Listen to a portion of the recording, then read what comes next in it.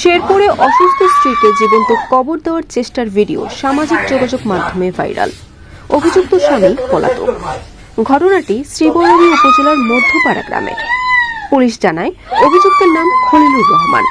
ছেলেমেয়ের বিয়ে হয়ে যাওয়ার পর থেকে অসুস্থ শয্যাশায়ী স্ত্রীকে একাই দেখভাল করতেন খলিলুর। বৃদ্ধ বয়সে সেবা করা নিয়ে ভুগছিলেন মানসিক অশান্তিতে।